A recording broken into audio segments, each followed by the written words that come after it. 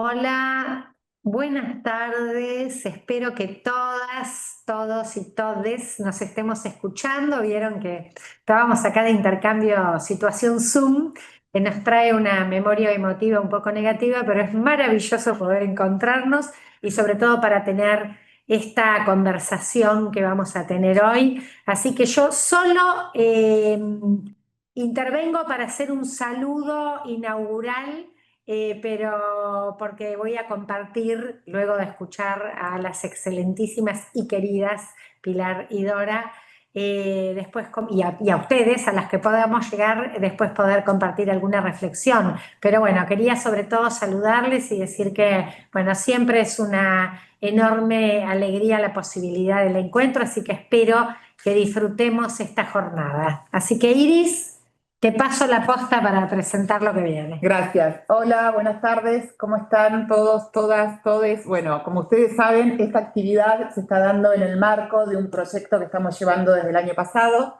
desde el Ministerio de Mujeres y Diversidad de Provincia de Buenos Aires, en conjunto con Claxo.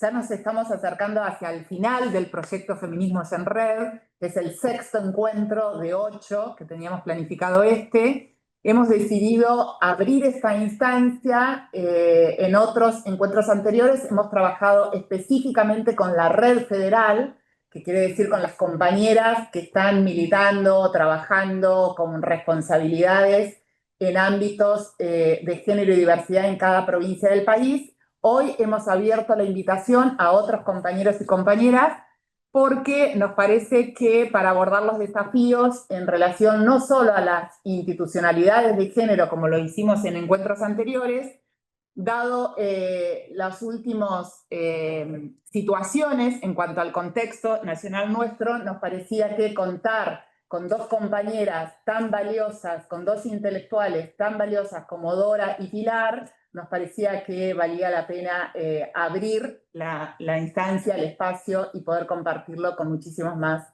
personas y compañeros. Para dar el inicio de la actividad, le voy a pedir al director ejecutivo de Claxo, Pablo Bomaro, si nos puede saludar, dar la bienvenida y dedicar unas palabras a todas las presentes. Pablo, si estás por ahí. Aquí estoy, querida Iris, ¿cómo estás? Bueno, un gusto saludarlas a todas, a todos también, a todes. Por supuesto, bueno, gracias Estela, gracias Iris.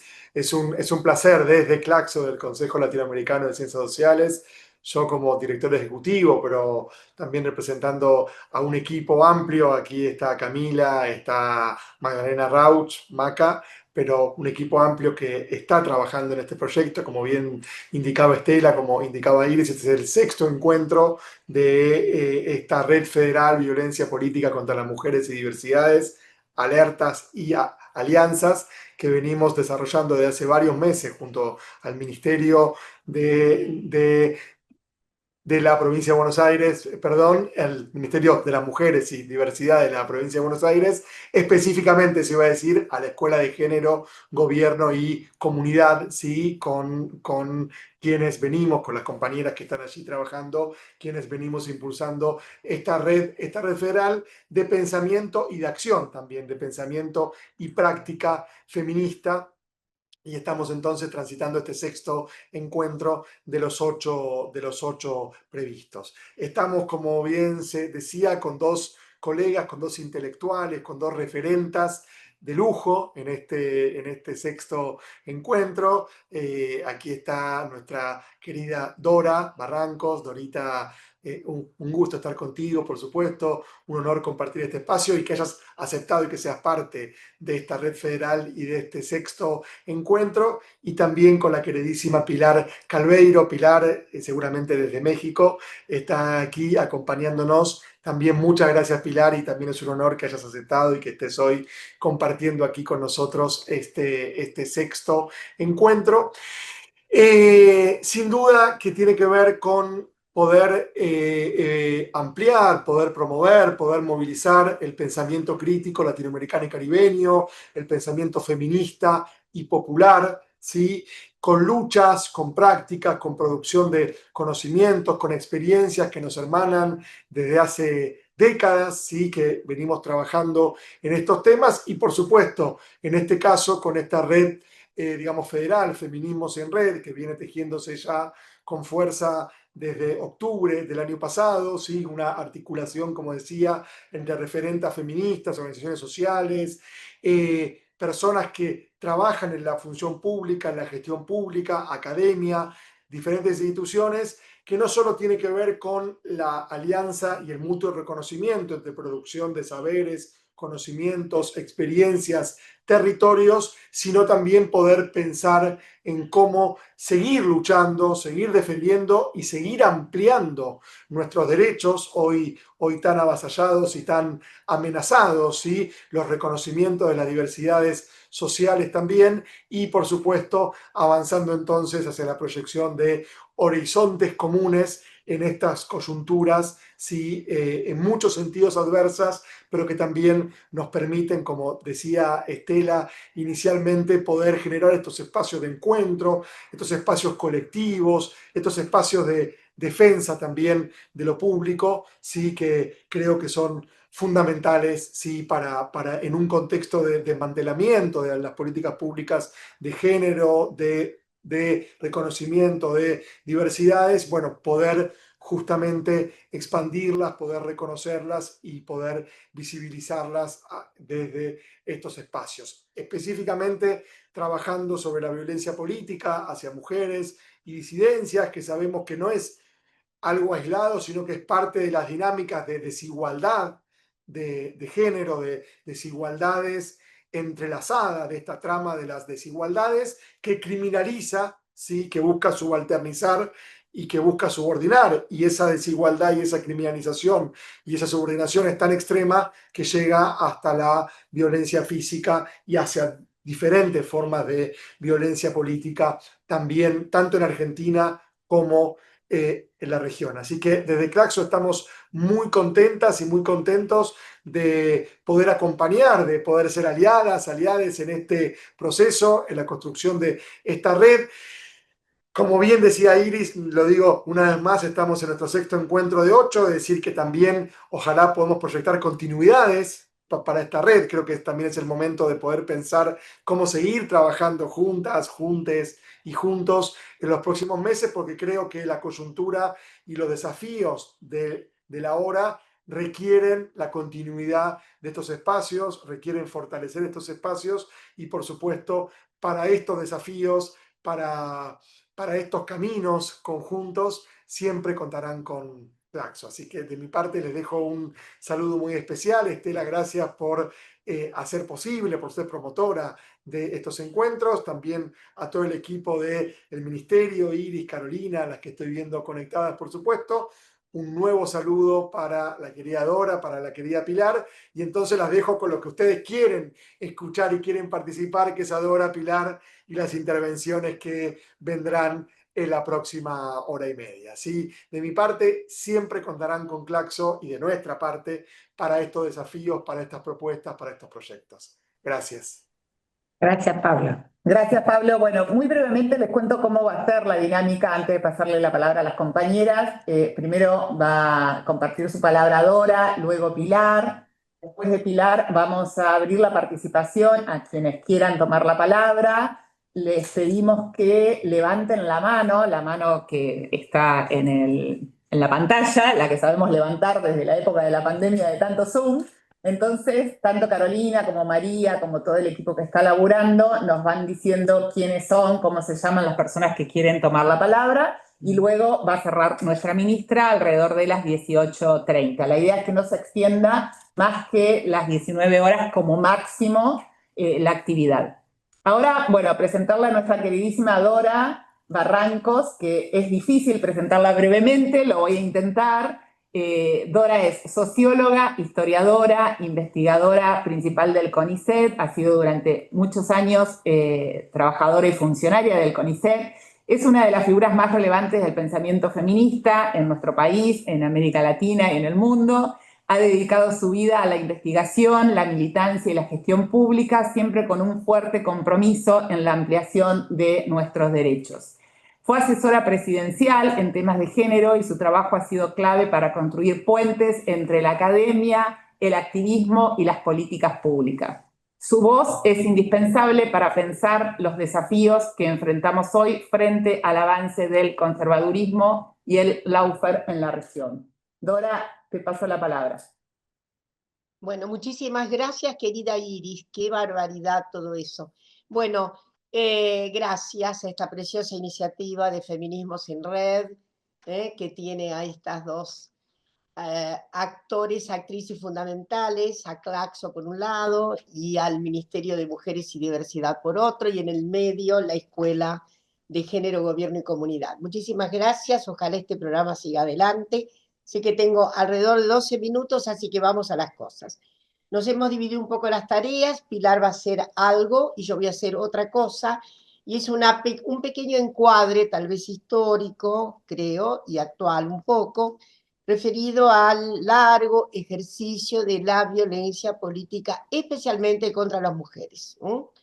Entonces, saludo enorme a toda esa comunidad que está aquí en copresencia, de manera virtual, muchísima gente querida, así que a todas, todos, todes, un gran abrazo inicial. Bueno, y ahora sí vamos. La verdad es que esta violencia ejercida contra las mujeres que se dedican a la política es transhistórica. Una podría remontarse allá lejos, pero solamente voy a hacer un trayecto más corto y quiero decirles que es una saga patriarcal en donde no faltó humillación, primero denigrar a las mujeres, humillar, perseguir, aprisionar y hasta extinguir, exterminar a mujeres que justamente han dado el paso enorme de asomar, actuar y desafiar la vida pública. Yo me voy a dedicar un poco a ver qué es lo que ha pasado con relación a algunos antecedentes antes de que estuviera completamente actualizado el término lawfare, que es del siglo XXI en realidad el término, finales del XX y XXI. Pero antes quiero recordar a una figura centroamericana muy apagada, aunque recientemente parece que se ha escrito algo sobre ella, aunque, insisto, es yo diría, está muy articulada la persecución de Cristina Vilanova de Arbenz, la esposa de Jacobo Arbenz, que ustedes saben que fue derrocado en 1954 en un típico golpe de la CIA, orquestado, armado, hecho, realizado, posibilitado por la CIA, sin ningún tipo de, yo diría, de características disuasorias respecto de la evidencia que tuvo la CIA en esta tremenda circunstancia. Cristina tenía digamos, una relación ideológica que fue cambiando hacia la izquierda, como ocurrió con Jacobo, con su compañero, y además no sabemos a ciencia cierta si visitó la Argentina peronista, pero ella estaba muy, muy impactada por la obra de Evita, al punto que quiso replicar en Guatemala gran parte del cometido de Evita, sobre todo la fundación. Pero llegó el golpe y una de las personas más vilipendiadas, el matrimonio se tuvo que asilar en la Embajada de México por meses y a la salida, pero la persona más hostigada por el público brutal que asediaba a la embajada era Cristina Vilanova de Arbenz. Pequeña, brutal anécdota. A la salida de la embajada, fueron llevados hasta el aeropuerto, y a él se le sacó una foto en paños menores, por así decir, bajándose los pantalones, para que, a ver si se podían ver, escuchen bien, las joyas de Cristina Vilanova de Arbenz. Esta familia tuvo tragedias, 2 hijos se suicidaron, y ella, bueno, murió finalmente en el largo asilo que le prodigó Costa Rica. La verdad es que de aquella circunstancia tan pavorosa, no entro en detalles acerca de los dichos acerca de Cristina Vilanova de Arbenz, de lo que se dijo.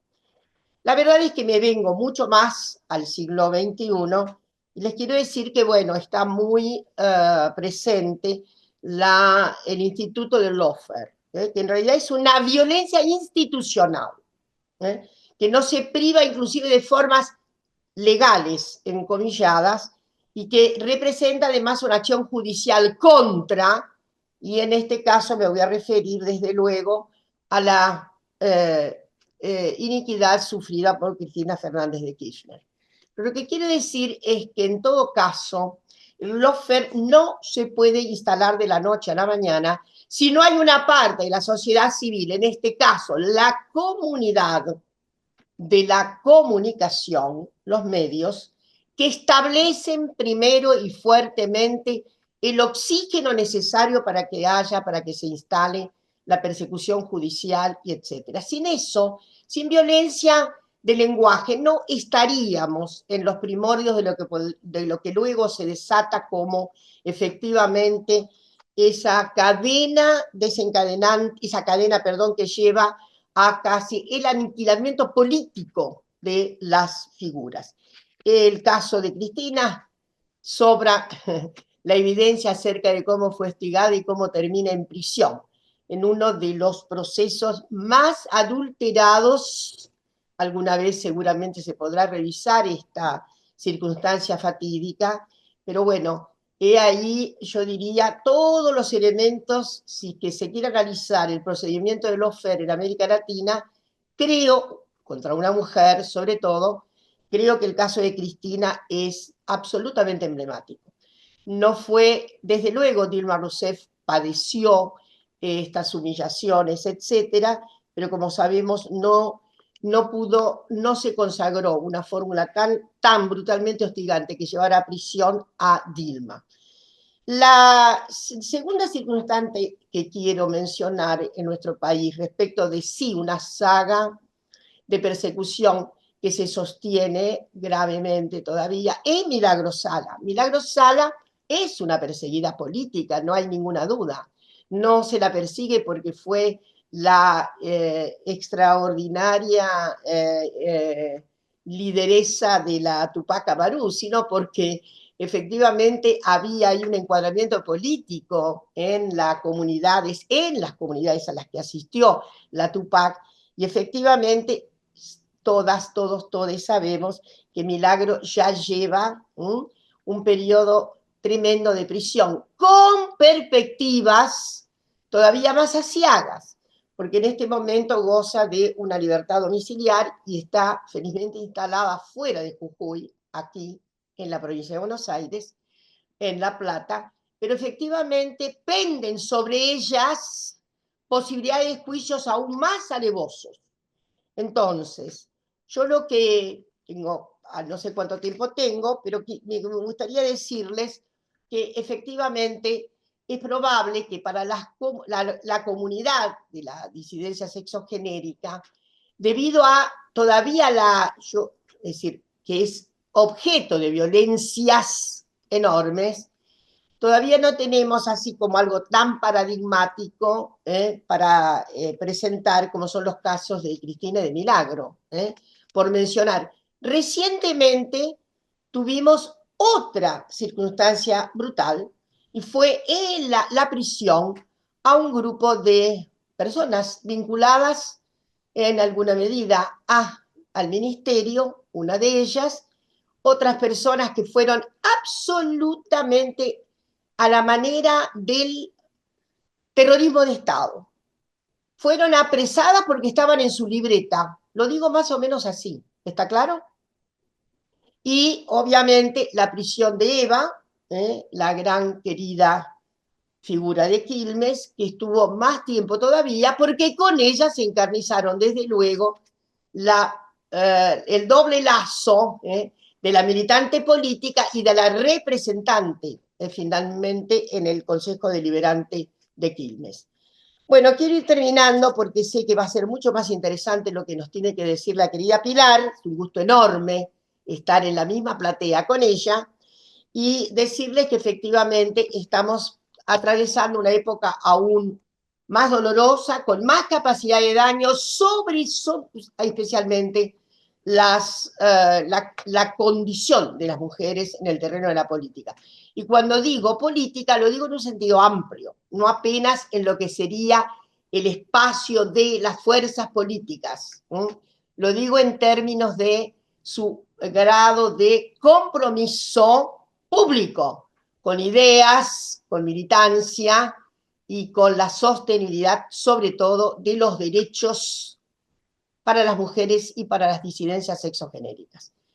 A esto seguramente se va a referir Pilar, y lo único que quiero decirles para terminar es que efectivamente vamos a tener que doblar la apuesta en la confirmación de todas nuestras luchas para evitar daños aún peores que los que ha venido cometiendo el actual gobierno.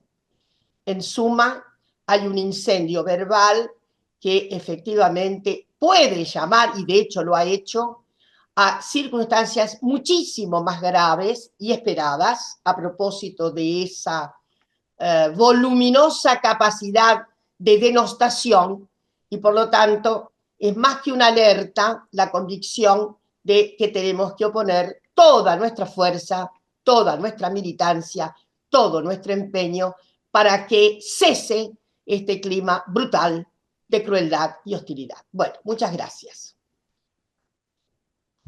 Gracias, Dora, querida, muchas gracias. Bueno, ahora vamos a presentar a Pilar Calveiro, politóloga, autora de una obra fundamental sobre los mecanismos del poder, la represión estatal y las violencias del Estado. Pilar está radicada en México, exiliada allí desde la última dictadura cívica militar. Es allí donde desarrolló gran parte de su carrera académica. Tiene una mirada crítica que ha reflejado en toda su obra sobre el Estado neoliberal, las formas contemporáneas del disciplinamiento social, las estructuras de dominación, y claramente su aporte nos permitirá leer con mayor lucidez los procesos políticos actuales, no solo a nivel nacional, sino sobre todo en la región de América Latina. Pilar, te paso la palabra. Bueno, buenas tardes a todas y a todos. También yo agradezco mucho esta invitación y la oportunidad de estar aquí conversando con ustedes, con la querida Dora, con Pablo, en fin, con todos, todas y todos. Yo voy a empezar un poco desde un foco un poquito más distante. Creo que para hablar de violencia política hoy, de violencia contra las mujeres, es importante iniciar hablando de Gaza. No solo por una razón ética, que es fundamental también, o sea, por el hecho de que es un genocidio que tenemos frente a nosotros, sino también porque Gaza es el espejo no de lo que vendrá, sino de lo que ya está aquí, como la gubernamentalidad que propician las nuevas derechas en la fase actual del capitalismo. Y esto está ocurriendo no solo para los gazatíes, sino para todas y todos nosotros. ¿En qué sentido digo esto? Digo esto porque en Gaza estamos ante una población que durante décadas fue llevada a condiciones de vida cada vez más degradadas, con el objeto de, podríamos decir, despejar su territorio y apropiarse de ese territorio y de esos recursos. Ante la negativa de la población gazatí de dejar su tierra, han quedado abandonados a su suerte por el mundo entero y han sido finalmente sometidos a un genocidio selectivo con el consentimiento generalizado del pueblo israelí, de la mayor parte de las organizaciones judías del mundo, de los gobiernos de Occidente, en fin. Estamos ante el exterminio de una población con la devastación de todas sus formas de vida, desde los olivos o los cursos de agua hasta los hospitales, las escuelas, los centros religiosos y culturales. En síntesis, estamos frente a la apropiación y selección de la vida, o sea, una política que plantea establecer qué vidas merecen vivir, cuáles se abandonan a su suerte y cuáles se exterminan de manera lisa y llana.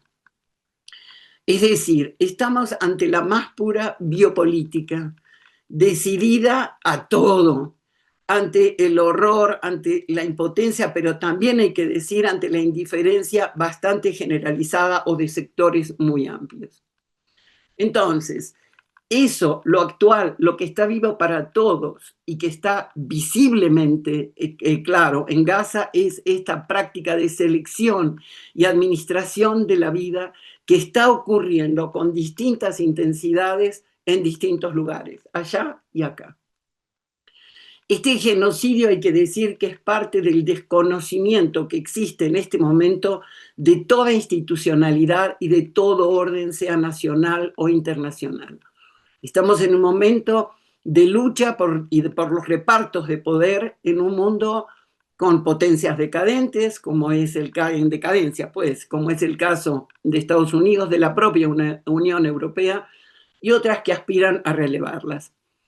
Entonces, se trata de un intento de reconfiguración violenta. Siempre primero viene la fuerza y después, si acaso, se establecen los consensos, pero es un intento de reconfiguración violenta de las relaciones de poder a nivel mundial y a nivel nacional también, en donde aparecen estas nuevas derechas. Estas nuevas derechas que plantean o tienen la ilusión o digamos, la ficción de la posibilidad de volver a un pasado que recuerdan como glorioso, a hegemonías y a dominaciones perdidas, esas pretensiones de ser great again, ¿no? En Estados Unidos, pero también en nuestros países aparece esto. El retorno de un lenguaje de la Guerra Fría, que claro, les resulta conveniente porque fue ganada por el capitalismo, y de un liberalismo prepopulista. La ilusión de volver a un inicio que sienten como luminoso, previo a la multipolaridad creciente en este momento a nivel mundial y a los desvíos populistas y socialdemócratas a nivel nacional.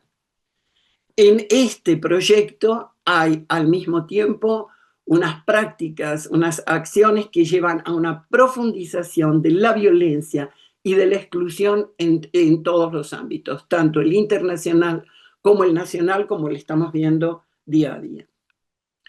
Lo que está ocurriendo en Argentina creo que es parte de ese juego. Tenemos un gobierno alineado con ese genocidio en el exterior, lo que ya es mucho decir, sin olvidar tampoco que está alineado también con la justificación del exterminio interno que se perpetró en los años 70 por el terrorismo de Estado.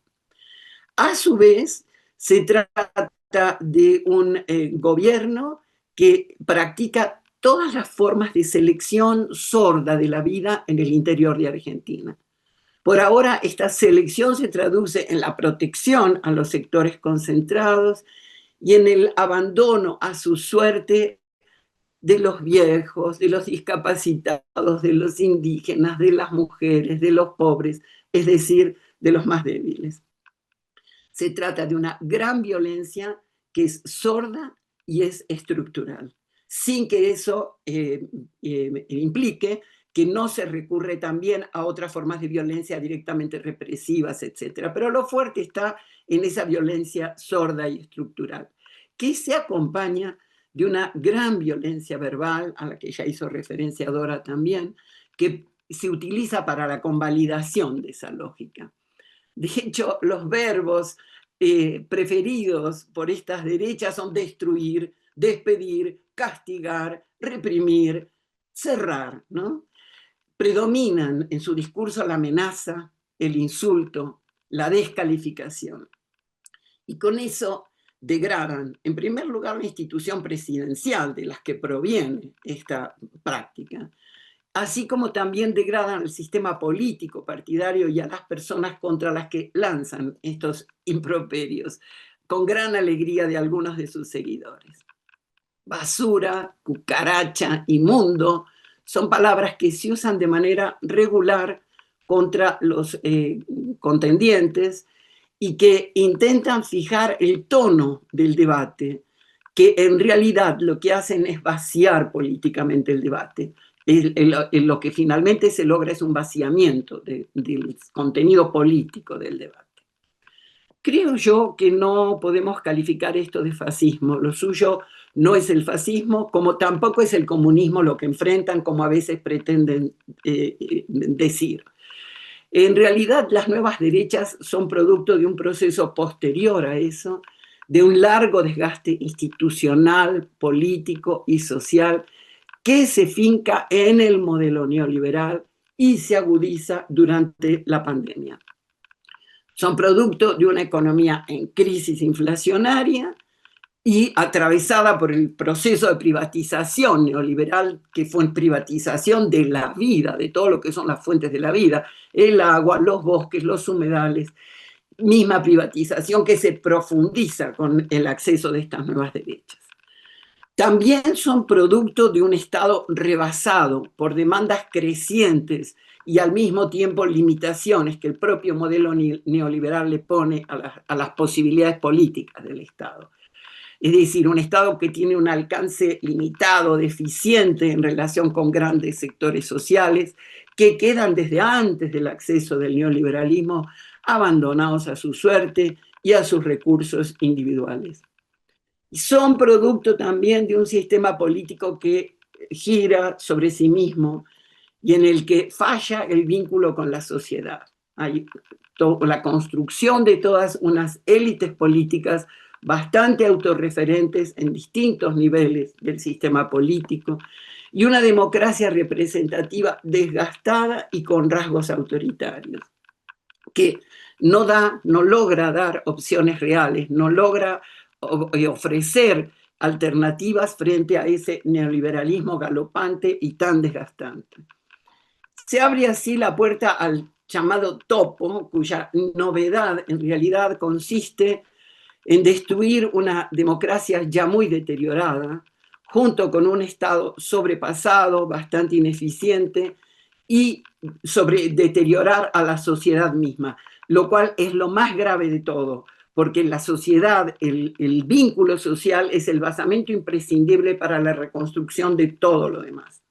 O sea, que se tratan de unos gobiernos que tienen un acceso democrático para luego realizar unas prácticas antidemocráticas, ya que, bueno, como sabemos, desconocen prácticamente todos los principios de la democracia, desde la división de poderes, intentando esta suma del poder político, el coartamiento de la libertad de expresión, de manifestación, en fin, el violentamiento de todo el marco jurídico vigente.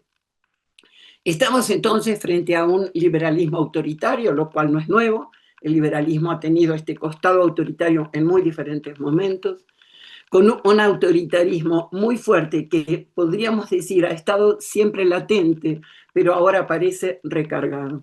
Un autoritarismo que podríamos considerar prácticamente de manual, porque responde a todas las características, como la identificación con las figuras de poder y la sumisión a los poderes importantes, como es la relación con Estados Unidos. La agresividad y la violencia contra quienes están en situación de debilidad, de más desprotección, los viejos, los pobres, las mujeres. La entronización de todos los estereotipos de género, de clase, de etnia. La exaltación de la violencia y la destructividad que aparece de manera paradigmática en la figura de la motosierra. El binarismo creciente, donde toda diferencia se presenta como amenazante, se asimila a una misma identidad, ¿no? Son los zurdos, los que están enfrente son los zurdos en términos genéricos, ¿no? O los cucas en términos genéricos, y constituyen un enemigo. La construcción de ese enemigo se presenta como, bueno, bajo la figura esta de la supuesta casta, que es una figura difusa a la que se puede asimilar prácticamente a cualquiera, y que revela, creo, una mezcla de omnipotencia violenta con esta violencia, con esta soberbia, y al mismo tiempo de paranoia, de una paranoia de unos enemigos que parecerían peligrosísimos, que en realidad lo que potencia es la inseguridad y genera demandas, intenta generar demandas de seguridad. Todo esto creo que se orienta a producir subjetividades igualmente exaltadas, inseguras y libres. ¿En qué sentido libres? Creo que desde estas derechas se propicia el famoso sujeto emprendedor, ese sujeto que es autorreferente, autoexigente y que se considera, se cree autoproducido, como si esto pudiera ocurrir. Produce y se asienta en individuos aislados, comunicados de manera principalmente virtual, sin estructuras laborales, sindicales, partidarias, sin pertenencias de amarre a lo social. Es en ese sentido que se sienten libres. En realidad, esta libertad de lo que habla es de un débil vínculo social y de cómo estas nuevas derechas intentan debilitar ese vínculo social, que da lugar a una escasa identificación con el otro y por lo mismo valida la violencia y el castigo sobre los demás, avala el disciplinamiento social. Estas nuevas derechas, entonces, un poco para ya terminar y pasar a un diálogo, hay que decir que no son lo único que existe en el panorama político, afortunadamente, pero lo que pretenden es la atomización social para la apropiación de todo lo existente. Su objetivo principal y más peligroso desde mi mirada no es la posible destrucción del aparato estatal o debilitamiento ni del sistema político partidario, sino lo más grave es que se centran en reprimir, descalificar, desanudar la acción conjunta, el lazo social, romper el lazo, el vínculo social.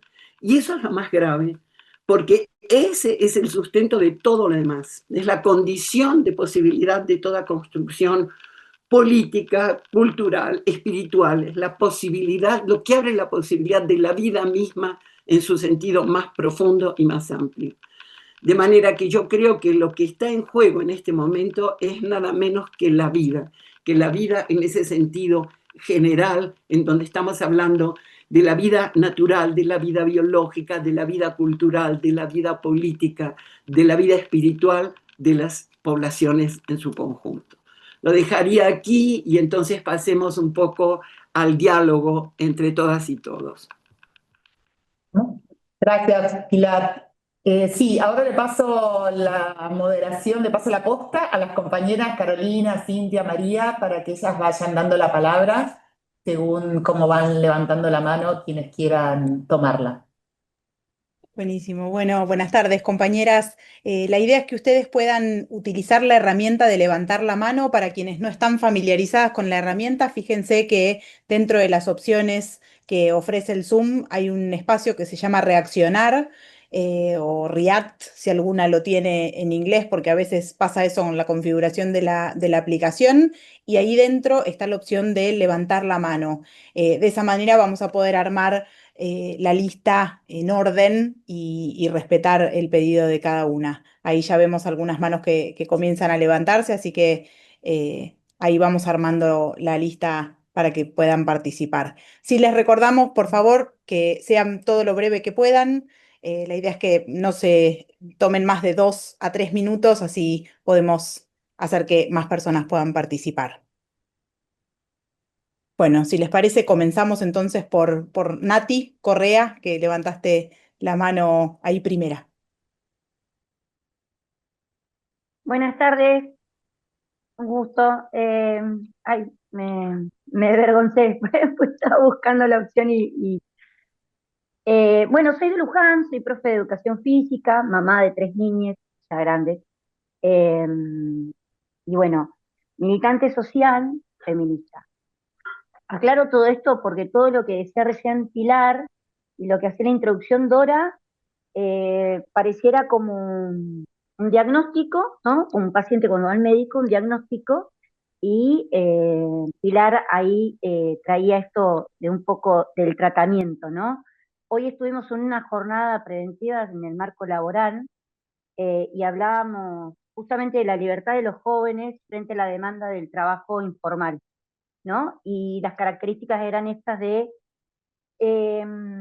la libertad de ser, ¿no? La autogestión, la libertad de no tener horario, manejar la economía cambiante en torno a sus entornos laborales, digamos, cambiar de trabajo a medida que ellos prefieren y quieren, Y en los barrios populares también está pasando esto, está la libertad de vivir, y una depresión social, ¿no? Solapada, así como en silencio, muy en silencio el sufrimiento ese. La pregunta es, en torno a todas estas características que se dieron, ¿es posible armar un relato político o una relatoría como un plan político militante para salir a predicarlo, primero en las bases, para después poder construir un relato social sobre cómo estamos y una posible salida que es claramente organización humana, muy de abajo? Perdón si no se entendió la intervención, pero son muchas cosas. ¿Podrías aclarar un poquito? No entiendo muy bien. Si es posible un relato sobre qué. Construir eh, un relato que claramente lo escucho mucho de los feminismos, mucho de mujeres, disidencias, no lo escucho tanto en los varones, ¿no?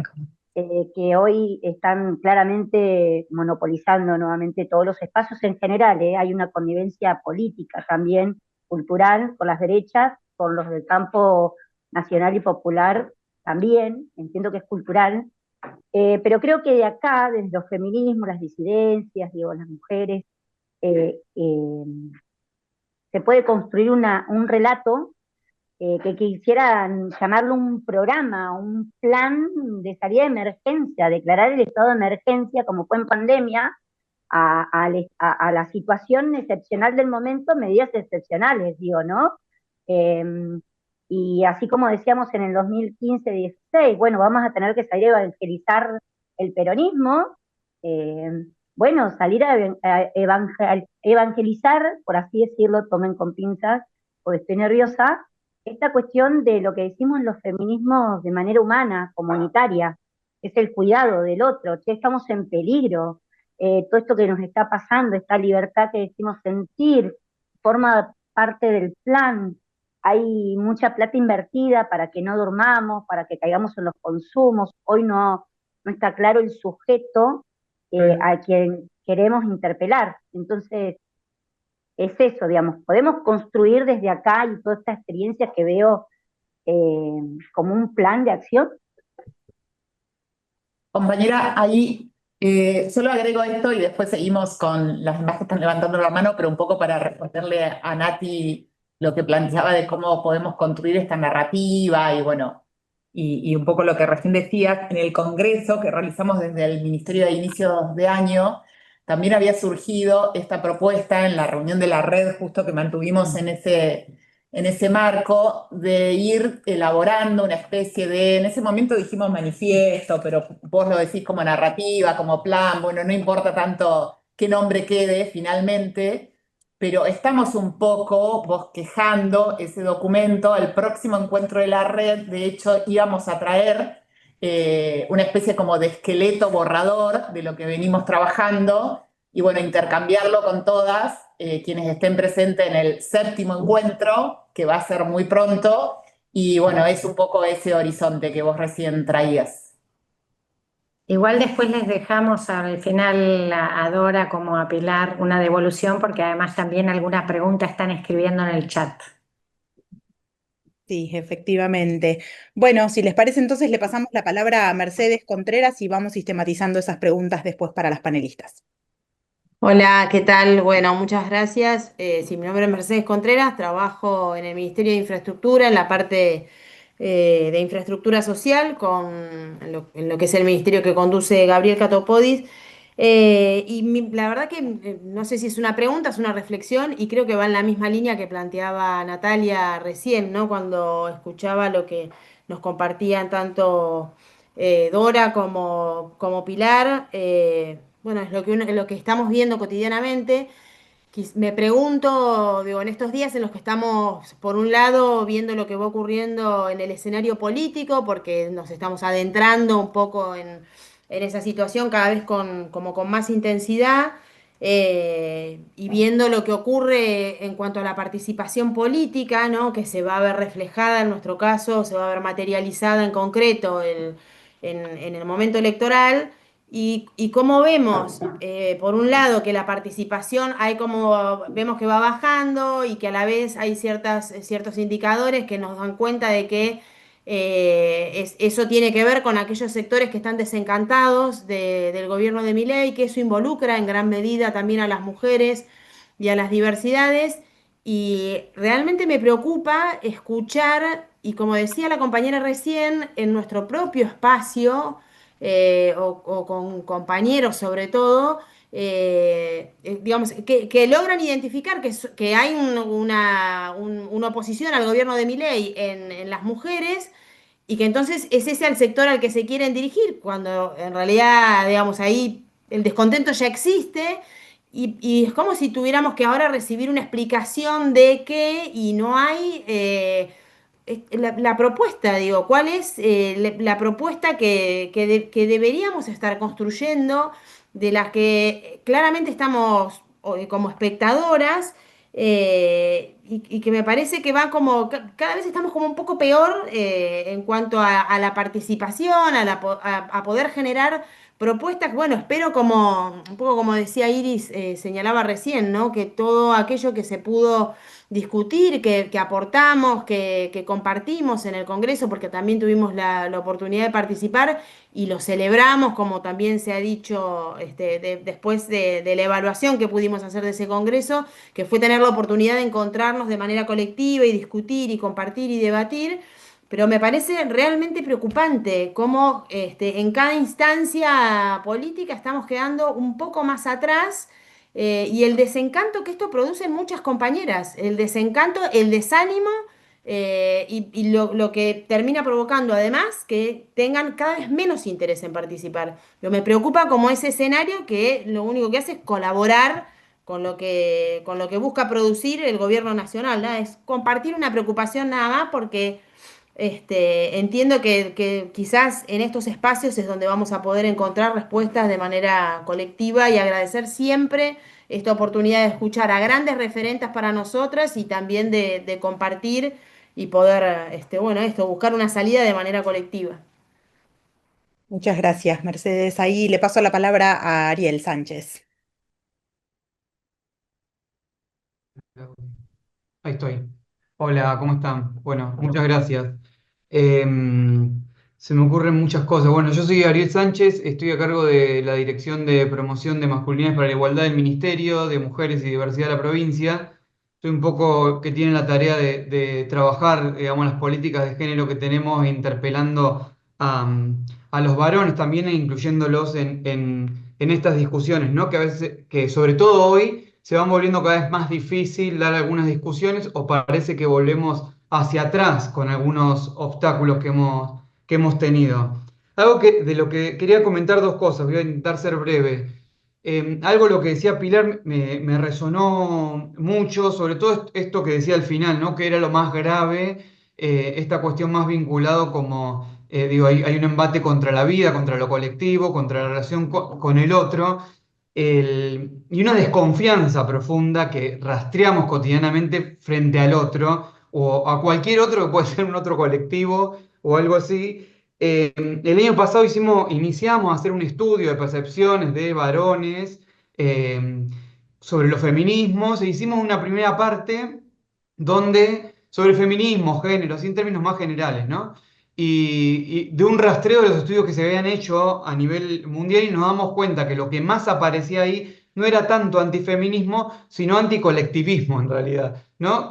Representado en el Estado o en cualquier cuestión que sea más bien comunitaria. Por eso me resonaba mucho. En el rastreo que se hacía de los varones aparecía más desconfianza por cualquier otro colectivo que por el feminismo. Y sobre todo se ponía como más crudo, digamos, su percepción cuando el feminismo se volvía como algo del orden de lo colectivo, era más contra las organizaciones o contra una política de Estado vinculada al género que contra las ideas del feminismo, así como sueltas. En algún punto eso digo, aparece mucho y aparece en esas conversaciones. Por otro lado, también esto digo, pensando en el diagnóstico, hay dos cuestiones que aparecen en los estudios sobre varones, pero también nos aparece cotidianamente en cualquier espacio de escucha o de conversación sobre varones, que es esta doble crisis, si se quiere, que después es alentada y profundizada en algún punto por las narrativas más del capitalismo financiero, pero también de este liberalismo bien conservador, que es una crisis material por un lado. Aparece mucho el tema del dinero y la plata en las conversaciones con varones, digamos, cierta precariedad material que digo, que hay que escuchar y que aparece cada vez con más frecuencia, y cómo muchas veces esa precariedad se combina también con un contexto de cierta precariedad o la entienden así, ¿no? Simbólica, de no poder encontrar o que han perdido ese lugar que tenían como varones, ¿no? Ya no saber muy bien qué hacer y cierta incertidumbre sobre lo que era ser varón y deja de serlo, entonces no saber bien cómo moverse. Me digo que ahí hay algo, combinado a algo explosivo, y las narrativas de poder han sabido endulzar en algún punto o han encontrado hojas de ruta para enfrentar esas dos crisis materiales. Yo creo que han encontrado dos lugares y lo vemos muy claro con varones. Una es con narrativas bien de odio, que es las que vemos culpando y construyendo enemigos, que pueden ser las mujeres, las diversidades sexuales, pero también, bueno, migrantes, depende de cada país, ¿no? Cómo van construyéndose enemigos, pero a través de estas narrativas del odio, ese odio hacia el otro que te provocó en algún punto esa crisis material o ese lugar que tenías. Y al mismo tiempo las salidas, y yo creo que acá aparece algo de ese liberalismo recargado, y sobre todo en los varones y en las prácticas que vemos cotidianamente y la relación que tienen con el dinero, este hiperindividualismo e hiperresponsabilidad. Es decir, el individualismo en la desconfianza con el otro y en cualquier interpelación que podamos hacer, que se vuelve muy difícil también para interpelarlo y construir salidas comunitarias, ¿no? De cuidado, o sea, interpelarlo de ese lugar, y sobre todo la responsabilización de lo que les pasa. Hay una autora que es Paula Sibilia, que a nosotros nos sirve mucho, que habla del yo me lo merezco de la época, el yo me lo merezquismo, dice como salía. En los varones lo vemos muy claro, esa hiperresponsabilización. Y si vemos las narrativas que circulan en redes sociales, de gimbros, de trader, de cómo hacer dinero fácil, o sea, o la apuesta deportiva, son todas salidas de la hiperresponsabilidad o de la hiperresponsabilización. Es trabajar sobre el propio cuerpo, o no sé, el club de las 4 de la mañana, de los pibes que tienen que levantar a las 4 de la mañana para trabajar en su proyecto. Hay muchas de esas referencias, y que para mí, digo, cómo pensar el trabajo, o lo que decían las compañeras, ¿no? Nosotros estamos llevando del ministerio para trabajar en las conversaciones con varones, pero también con los equipos que trabajan todo el tiempo con los varones, con jóvenes, en espacios de salud, con conflictividad de los varones que a veces no tienen que ver con violencia de género en términos tradicionales, sino peleas entre ellos, suicidios, padecimientos, que no hablan con nadie. Estamos llevando más feminismo en realidad, que se empiecen a leer en clave de género. Y un poco la hoja de ruta que le estamos llevando a los equipos en territorio es por ahí. No es como volver hacia atrás, sino profundizar eso, que en algún punto los pibes no quieren sufrir más, matarse más que las mujeres, o tener trabajo que los lleve al riesgo todo el tiempo, sino que al contrario, sino que son con políticas de cuidado. Por eso es llevarle más feminismo. Yo creo que hay que construir esa hoja de ruta, porque el poder y las narrativas, el capitalismo financiero tiene esas hojas de ruta, que es odio y mayor individualismo hiperresponsabilizante. Bueno, me apuré un poco porque quería meter varias cosas, tengo más, así que bueno, muchas gracias porque muy interesante. Muchas gracias, Ari. Albana Veloso, te paso la palabra.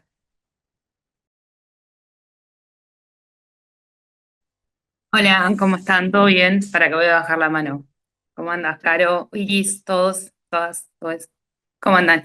Yo tengo una pregunta que es, bueno, si tendríamos que reconfigurar un nuevo pacto social también con las empresas, la sociedad en su conjunto, pero sí en torno al empleo, pero sí también un poco también en torno a la discusión de que sí, hay mucha precarización laboral, pero que hoy en día hay una comercialización del cuerpo que se está sociabilizando de una manera en la cual todo el mundo te dice, no, bueno, por $50 mandé unas fotos de mis dedos. Bueno, esa precarización que está poniéndose hoy también en juego, y que también se está poniendo nuevamente el cuerpo como una fuerza de trabajo, bueno, que también hay que discutir y que hay que reconfigurar este pacto social sobre el empleo y que sobre todo también tenemos que reconfigurar que quienes cuidan y quienes están también hoy en día sosteniendo una economía es la economía del cuidado y que bueno, cuando hablamos de bono, o sea, son varias cosas, pero me parece que la pregunta apunta a si, bueno, si reconfiguramos un pacto social donde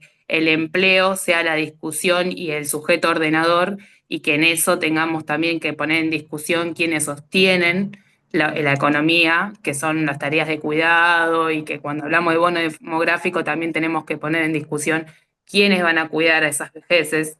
Bueno, también eso poner en discusión también para poder de vuelta construir un entramado social en torno a las instituciones que también cuidan y que también contienen a las infancias y las juventudes y las vejeces y que a su vez también en esa discusión del empleo también tengamos en cuenta de que siempre cuando se precariza todo el acceso al trabajo, a la seguridad social y también a todo lo que es el currículum y la carrera administrativa y lo que es también uno, cómo pone la fuerza de trabajo en pos de una economía social y de una construcción de un sujeto político y de un desarrollo nacional, bueno, que siempre que ponemos el cuerpo, hoy en día cada vez se sociabiliza más poner y comercializar el cuerpo de distintas formas.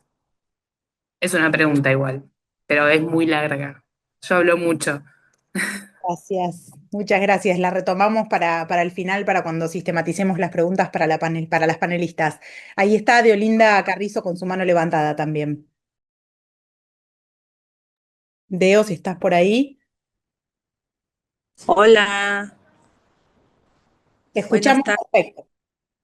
Buenas tardes, ¿cómo están? Saludo a todas, un gusto.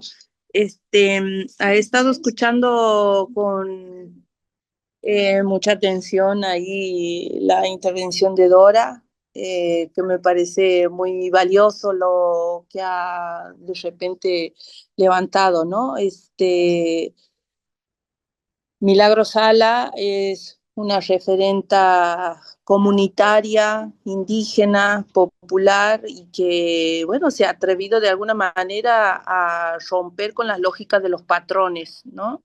Los patrones, las patronas, y eso ha significado, bueno, que no se tiene que seguir multiplicando y lamentablemente lo hemos visto a lo largo de todos estos procesos en América Latina, en el mundo de quienes se organizan y de quienes se concientizan de que los que tienen la responsabilidad y el coraje de diseñar el destino de sus comunidades, de sus pueblos, de su país, bueno, tienen que pasar estos tipos de atropellos por parte del sistema, como bien lo decía Pilar, no solamente neoliberal, colonialista, sino patriarcal, ¿no?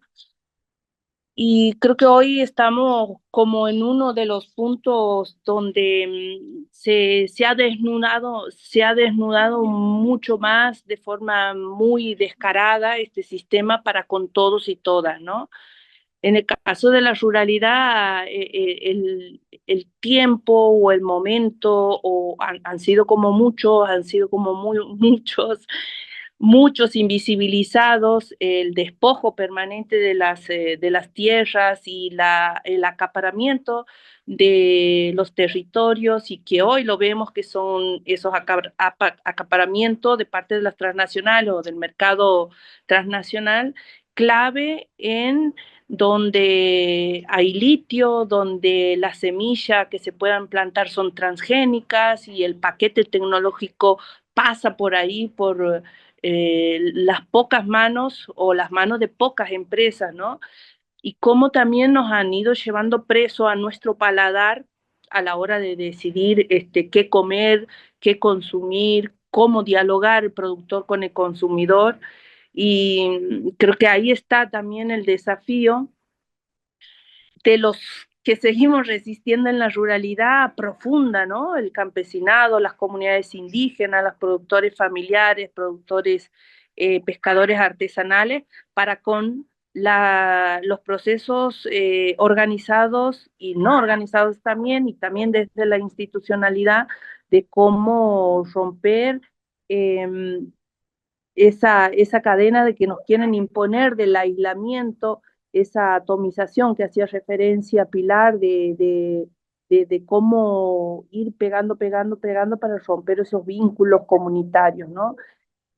En ese sentido, yo lo que quería rescatar es eso, la importancia de los procesos comunitarios, no solamente de las identidades propias, sino de los procesos como sociedad, como comunidad.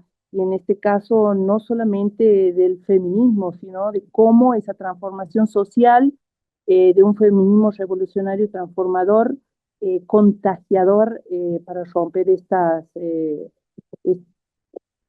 ser más fuerte, digamos, hacerle caso a las entrañas de la tierra y hacerle caso, ponerle esa fuerza que necesitamos. Hoy sí estamos, creo, así un poco, pero no, nos tenemos que aferrar a esas raíces que nos han mantenido y nos han hecho llegar hasta este lugar. Eso, yo como aporte quería un poco decir esto, después de saberse que en estos últimos días y meses han habido situaciones donde las comunidades campesinas, comunidades del pueblo originario, hemos tenido situaciones de represión y bueno, son parte de eso, de esa disputa, de esas peleas que tenemos que seguir sosteniendo. Así que nada, un gusto escucharlas y esperamos vernos pronto. Muchas gracias, Deo. Ahí voy leyendo alguna pregunta del chat, tanto para Dora como para Pilar. Pía Ceballos nos dice desde Salta, ¿qué desafíos tienen los feminismos y colectivo LGBTI+ frente a este contexto social, político, cultural señalado en las exposiciones? La violencia tiene efectos y consecuencias en la vida de las mujeres y diversidades. ¿Qué hacemos frente al creciente discurso de odio? No sé si Dora o Pilar quisieran retomar esta pregunta. Sí, claro. Bueno, han sido cuestiones muy instigantes las que plantearon. Una podría decir que el tono general es primero el interrogante, más o menos, ¿qué hacer? ¿Cómo nos proponemos ir adelante? ¿Qué tipo de fragua tenemos que hacer? Por el otro lado, un énfasis muy grande en una propuesta que ya es para esta primera cuestión, la necesaria acción colectiva y cómo recuperar un cierto sentido, por lo menos un cierto sentido de comunidad. Una no puede dejar de pensar con Pía que estamos frente a desafíos. Ahora, a desafíos que efectivamente son muy movilizantes, no pueden ser paralizantes. Esta es mi cuestión.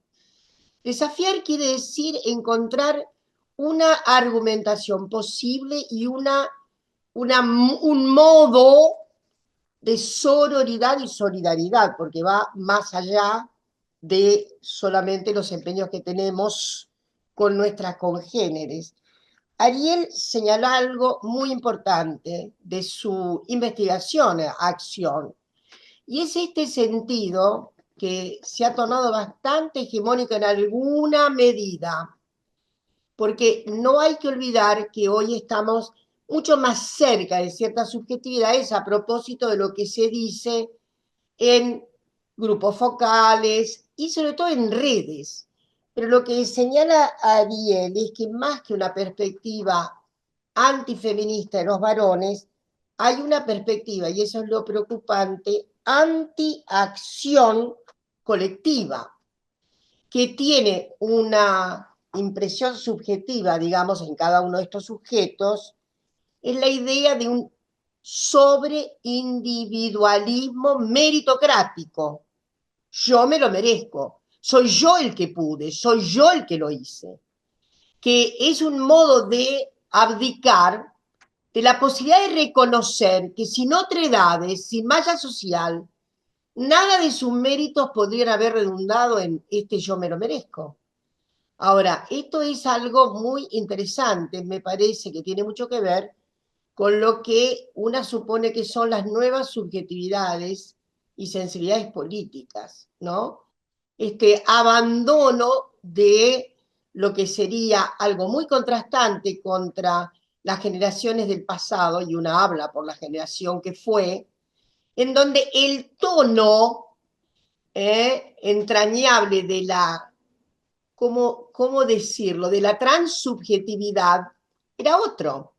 Teníamos, era muy íncito, y Pilar es más joven, pero que corresponde a mis, digamos, a mis experiencias sesentistas, setentistas, era como una apuesta que tenía que ver con las generaciones jóvenes y no tan jóvenes, pero que teníamos en realidad un marcado desapego por lo que sería el constructo personal. Y esto no es hagiografía, quiero decir, es una construcción de la época. En nuestra época, y me refiero sobre todo, y con esto termino, a lo que podrían ser los andariveles de nuestro tránsito por la universidad, era muy poco aplaudible que alguien, que una de nosotros, por ejemplo, hiciera un vigoroso acierto de lo que poseía. Era mal visto. De lo que tenía, era mal visto. Qué raro que era. Porque en realidad sí, siempre hubo gente vanidosa, prepotente y que se manda a la parte para que todos nos entiendan. Pero el calibre hegemónico de la época no iba por ahí. Iba por un estado de, yo diría, de, sí, insisto, una transubjetividad que era aspiracional en un orden mucho más colectivo. Pero pasaron muchas cosas y no tenemos tiempo para hacer una, yo diría, una revisión de todo el andarivel múltiple de cuestiones. Estamos frente a una crisis planetaria, porque pasaron muchas cosas, incluidos los cambios tremendos del propio capitalismo. Quiero cerrar. El capitalismo cambió tan brutalmente que se tornó mucho más hiperconcentrado de lo que era en mi generación. Y lo más grave es que su principal valor de creación no es la mercadería común, por más alienación que haya en esto. Su brutal circunstancia es la sobrevaloración de lo financiero. Nada vale más que el propio dinero, y se entiende lo que quiero decir, que la estructura financiera del mundo. Tanto es así que se ha modificado inclusive la estructura ocupacional. Ya estoy prometiendo que cierro y ahora sí que cierro. Miren, no es poca cosa que la estructura ocupacional argentina haya perdido 1.200.000 viejos trabajadoras y trabajadoras de la manufactura y la industria. En Francia pasa algo tan dramático como acá. Hace 25, 30 años, la población económicamente activa de Francia estaba en un 40%. ¿Radicada en qué? En el plano productivo industrial. ¿Saben cuánto es hoy? 20%. Se siente esa tremenda desestructuración que antes constituía nuestra apuesta. Nuestra apuesta era, más allá de las identidades, no éramos feministas, entonces faltaba más. Ese fue un aprendizaje del exilio. Pero bueno, quiero decirles que me parece que, tal como ha sido narrado, necesitamos volver a los lazos de comunidad. Necesitamos fortalecer las redes, y yo creo que sí hay una apuesta fuerte a que las feministas podamos redundar en este sentido más cooperativo y menos individualista. Muchas gracias, Dora. Pilar, no sé si querés hacer alguna reflexión al respecto.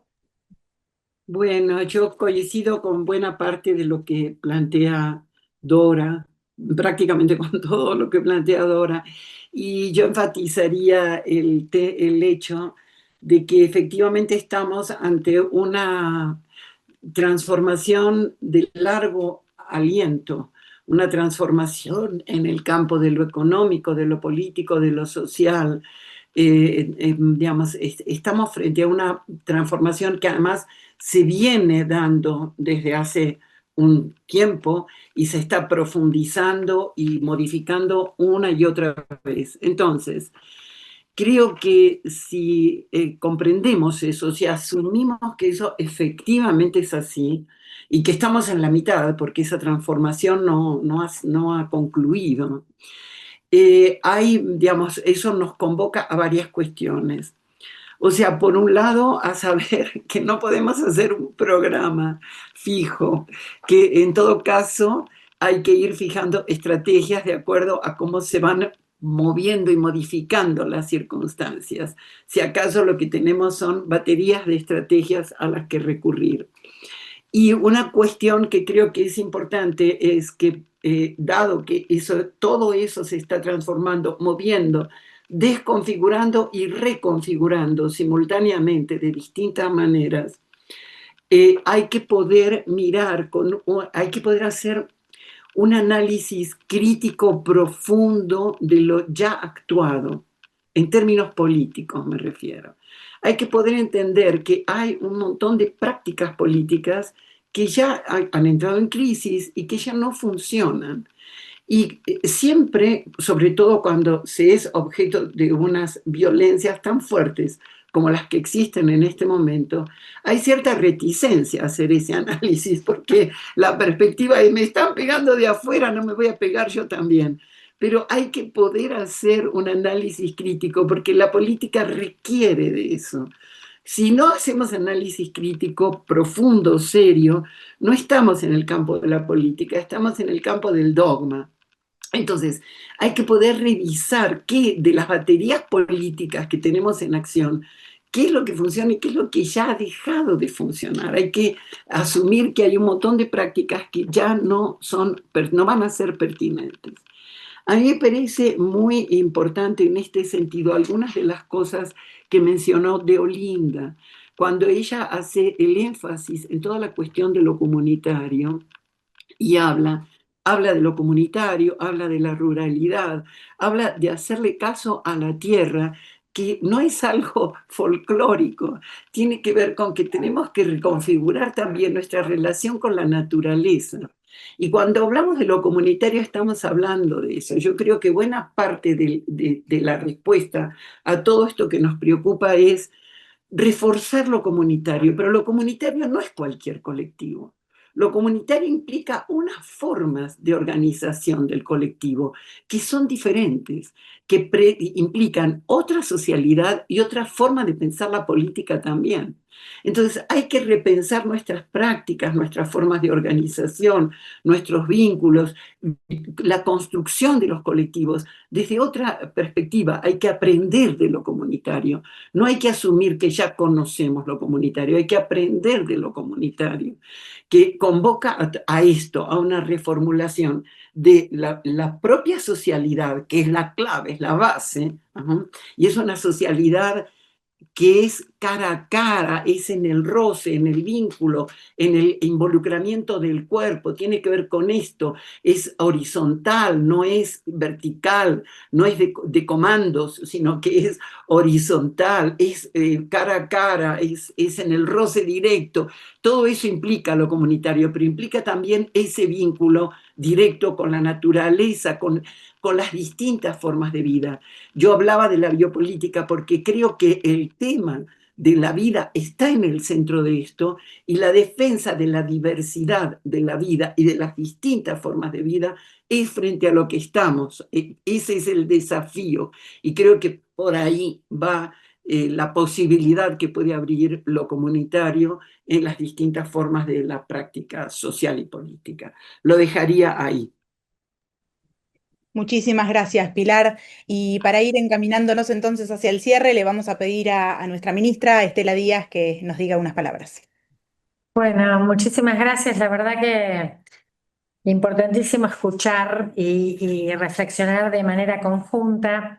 Y volver a agradecer a todas las presentes, agradecerle a Claxo, bueno, a todo el equipo que trabaja en la convocatoria y por supuesto a Dora y a Pilar que nos estuvieron acompañando en esta oportunidad, además de todas las compañeras de la red. Tenemos muchas provincias del país presente con representantes, así que también Diolinda nos traía una voz de Santiago del Estero, pero siempre nos pasa esto que acá... Tierra del Fuego también. Que hay esta Tierra del Fuego, bueno, hay de Entre Ríos, bueno, hay varios Salta.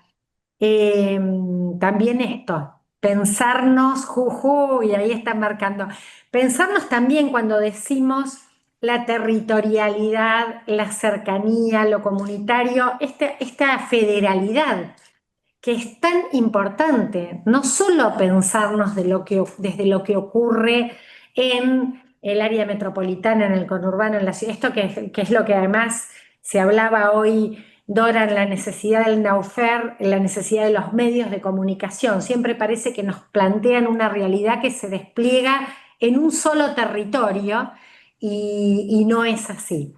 Y yo quisiera en ese sentido compartir dos o tres cuestiones en torno al tema que debatimos. Primero, que cuando pensamos las palabras que acá aparecían en relación a lo que está pasando con estas derechas devenidas en extrema derechas, palabras de autoritarismo, degradación, vaciamiento, romper, destruir, violencia, ¿no? Extremas, palabras realmente de una violencia que crece, que es generalizada y que se da en todos los campos. Por supuesto que en el económico, pero también en el terreno de lo simbólico y lo cultural. Entonces hay esta idea del arrasamiento y de vaciar las herramientas con las que contamos, que tienen que ver con la política, pero fundamentalmente con la palabra, porque además el lenguaje, compartimos para reconstruir lo que se está destruyendo un lenguaje. Y entonces ahí es donde aparece, cuando se lo vacía de sentido, se borra la realidad, los hechos, bueno, el enorme desafío de qué manera se reconstruye. Y entonces se escuchaba del lado de cómo enfrentamos, cómo respondemos, muchas preguntas sin respuestas, herramientas que tienen las dificultades de cómo interpelan, que dejaron de interpelar, de conectar con la comunicación, con las mayorías, con la sociedad, con quienes queremos además reconocer, representar, poner en valor. Entonces, como ahí hay un quiebre, ¿no? Pilar lo señalaba, de la política más tradicional que hicimos hasta acá, y también desencanto, desánimo, ¿no? Digo, frente a esas otras palabras tan potentes en el arrasamiento, ¿cómo encontramos nosotras los significantes y las palabras que nos expresen también en un sentido potente de reconstrucción? Y entonces ahí a mí me parece que yo traería algo que es indudable ponerlo en la clave, porque para mí hay un proceso que se profundiza. Esto es un proceso de larga data, hay un cambio de época en un sentido muy profundo, esto de que es una época, digamos, que hay una crisis de hegemonía a nivel internacional que marca, digamos, que puso en jaque el tiempo que abrió el neoliberalismo, pero también el tiempo de la hegemonía de los Estados Unidos. Todo eso está en crisis a escala global y se expresa su manera en las formas más extremas que, bueno, no casualmente Pilar empezaba con el genocidio de Gaza, ¿no? Con un genocidio que vivimos casi con impavidez. Y digo la pandemia, yo quiero traer la pandemia, porque a mí me parece que hay algo, Milei es un hijo de la pandemia, es un hijo de la pandemia en la Argentina, Milei. Y además, el proceso de individuación que se señala tan extremo en este tiempo tuvo que ver también con el salto que hubo en las tecnologías a partir de ese proceso. Entonces, ahí, digo, a las muertes, ¿cómo tramitamos como sociedad un proceso tan traumático como el que se vivió? Está absolutamente pendiente, porque era como, de eso no hablemos, pasemos página, vamos adelante, e incluso en la Argentina vivimos la paradoja de que no pudimos ni balancear positivamente la excelente gestión, la gestión pública que se hizo, de cuidado de nuestra sociedad con la pandemia, hasta dificultades para poder poner en valor eso que cuidó las vidas, pero se murieron más de 150.000 personas. Todos y todas estuvimos marcados por la pérdida de algún ser querido y como estos hechos que, a diferencia de la dictadura militar, que pudimos hacer procesos de resignificación, de reponer en valor la dificultad con la pandemia y las consecuencias políticas. Y algo que está ocurriendo, que lejos de salir hacia afuera, la reconstrucción de lazos, otras crisis que nos posibilitaron formas de lo comunitario, de lo social, hoy hay mucha ruptura hacia adentro, implosión de lazos, personas, las personas que se dañan, se autodañan, el crecimiento de los suicidios, de los consumos, de la salud mental y lazos interpersonales muy rotas, una violencia interpersonal en el lazo más cercano. Estas también son las realidades con las que estamos. ¿Con qué lo confrontamos eso? Con todas las herramientas que tenemos a mano. Los feminismos tenemos mucho de la experiencia, acá se hablaba de lo común, lo horizontal, las redes, las tramas, los diálogos, la respuesta en común. Pero también tenemos espacios en lo estatal. Digo, la provincia de Buenos Aires es un gobierno que sigue en pie diciendo escudo y red frente a la motosierra, que sigue hablando del valor del Estado, que sigue hablando de que la demanda en tal caso es por lo pendiente. Más Estado, dice siempre Axel, hay que ser más eficiente, donde no llegamos. Y la clave de un triunfo frente a Milei, por ejemplo en la provincia, también estuvo muy en línea con decir hay que ir a hacer la política de cercanía. Por ejemplo, en la provincia de Buenos Aires, entender la federalidad. Y no que teníamos que pensar solo en... Son 135 municipios. Hay más de 80 municipios en la provincia que son rurales, tienen características rurales, muy parecidas a cualquiera de las localidades de nuestro norte argentino. Entonces también ahí hay respuestas que necesitan de ese territorio, de esa cercanía, de esa puesta en común de algo que tiene sin duda en cerca la vida, porque ahí la vida de las personas se conocen con el nombre y apellido, se conocen con los trayectos, no solo las personas, los comerciantes, otras formas de vida distintas a lo que nos pasa por ahí en las grandes ciudades. Así que yo creo realmente que son enormes los desafíos que tenemos por delante y a veces vivimos tiempos, y en estos últimos tiempos, de un asedio brutal, particularmente a nuestra gente. Nosotros decimos los ataques de la derecha tienen todo, ¿no? En un tiempo electoral, además particularmente a la provincia de Buenos Aires, la tienen en la mira porque para la derecha es la madre de las batallas.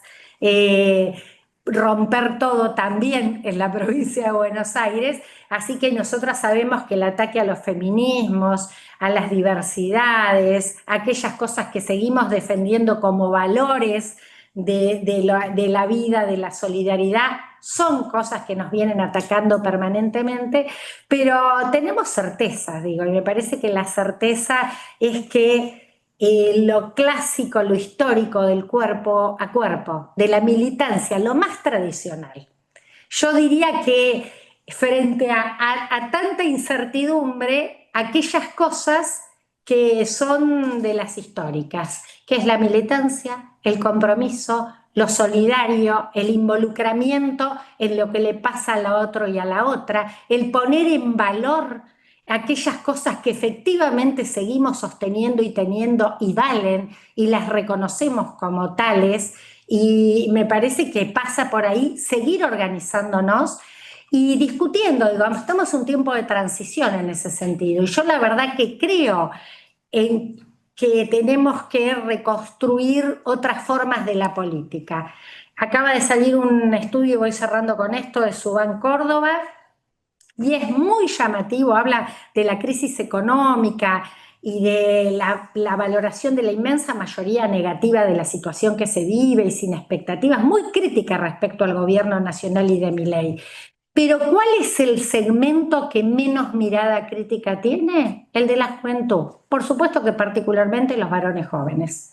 Cuando se hace una apertura por género, no solo que nosotras somos los que menos apoyamos la derecha, sino que somos las que cada vez somos más críticas de estas derechas. Bueno, ahí hay fortalezas, queridas. Hay fortalezas que se han construido en tiempos donde para nosotras la politicidad, colocar en clave de la politicidad de lo cotidiano ha sido gran parte de cómo construimos una transformación social de enormes proporciones. Entonces, porque esto es lo que hemos hecho en los feminismos.